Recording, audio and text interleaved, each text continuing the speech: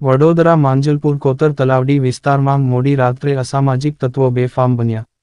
Manjalpur police ધોર નિદ્રા માંગ police patrolling પર અનેક સવાલો. જો કોઈ બનાવ બને તો જવાબદાર કોણ?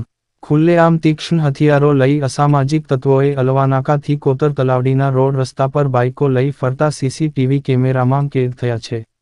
રિપોર્ટર રવિ તરબદા, માંજલપુર, વડોદરા.